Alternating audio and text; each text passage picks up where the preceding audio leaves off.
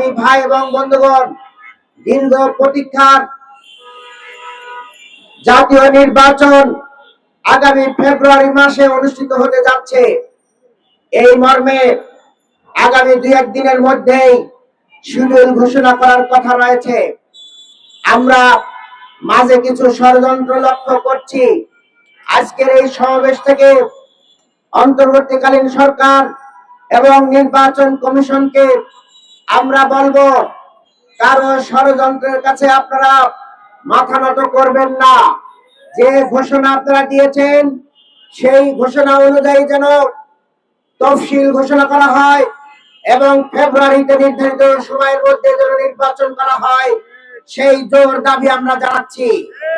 সংগ্রামী ভাইয়েরা, এর যদি ব্যতিক্রম হয়, কোন দলের ষড়যন্ত্রের কাছে যদি আপনারা মাথা নত করেন এবং নির্বাচন নিয়ে যে কোনো ষড়যন্ত্র বাংলাদেশ জামাত ইসলামী এবং এই দেশের 18 কোটি জনতা মিলে আপনাদের সকল ষড়যন্ত্রকে ভণ্ড করে দেওয়া হবে ইনশাআল্লাহ। সংগ্রামী ভাই এবং বন্ধুগণ, সারা বাংলাদেশে এখন একটি জোয়ার আসছে।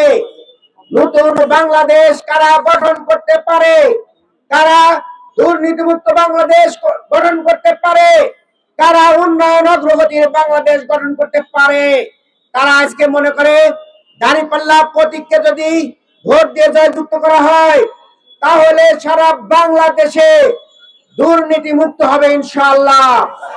আমরা ঢাকা আসন এখানকার জনসাধারণকে বলতে চাই, ভোটারদের বলতে চাই, আমরা আমাদের এই অঞ্চল থেকে সকল প্রকার দুর্নীতির মূল উৎপাদন করবো ইনশাআল্লাহ। আমরা এই অঞ্চল ব্যবসায়িক প্রধান অঞ্চল, এখান থেকে চাঁদাবাজি মুক্ত করা হবে ইনশাআল্লাহ। সংগ্রামী ভাই এবং বন্ধুগণ, দাঁড়িপাল্লার এই জোয়ার দেখে কিছু কিছু লোক ভয়ে ভীতু হয়ে আবল তাবল বকা শুরু করেছেন। আমরা বলবো, এখন যদি আবল তাবল বকা শুরু করেন তাহলে নির্বাচনের সময় তো আপনাকে ওই পাবনা মেন্টালে নিয়ে যেতে হবে। কি বলেন আপনারা? ভাই এবং বন্ধুগণ, আজকে তারা বলা শুরু করেছে, জামাতকে তারা ভয় দেখাচ্ছে যে জামাতের জন্য আওয়ামী লীগের ওই দুঃশাসন নাকি ভালো ছিল।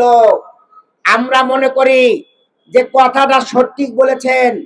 আমরা আওয়ামী লীগের ওই জুলুম নির্যাতনকে আমরা ভয় করি নাই, আমরা লড়াই করে ওই ফ্যাসিবাদকে বাংলাদেশ থেকে তাড়িয়ে দিয়েছি।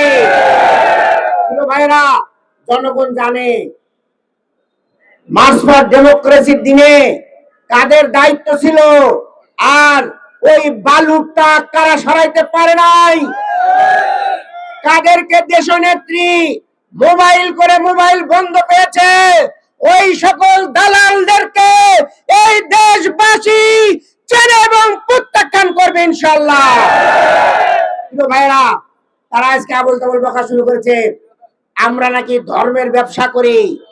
ভাইরা, আমরা ধর্মের ব্যবসা করি না, আমরা ধর্মের পালন করি। আমরা সারা বছর ধর্মের কথাই বলি, নামাজ বন্দেগী সহ আমরা সকল ধর্মীয় অনুশাসন মেনে চলি এবং সেই কথাটাই আমরা বলি। আজকে নতুন করে কিছু মুসল্লি গজাইছে, তারা ওই সিরাত মাহফিলে যা টুপি করে যায়, মসজিদে যায়, অনেক আবল তাবল বকা শুরু করছে।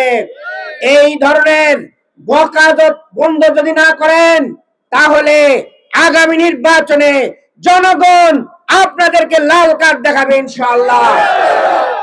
সংগ্রামী ভাই এবং বন্ধুগণ, আমরা ঢাকা আসন থেকে চাঁদাবাজ মুক্ত করবো ইনশাআল্লাহ।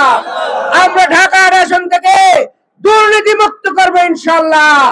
আমরা এখানে ব্যবসায়িক পরিবেশ নিশ্চিত করবো ইনশাআল্লাহ।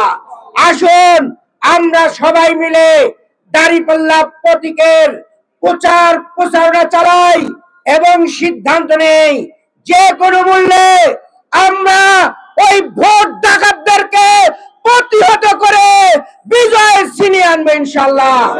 আসুন আমরা সবাই মিলে ন্যায় ইনসাফের প্রতীক, আমরা গণতন্ত্রের প্রতীক দাঁড়িপাল্লাকে সমুন্নত করি, দেশে ইনসাফের রাজনীতি কায়েম করি, উন্নয়ন অগ্রগতির রাজনীতি কায়েম করি।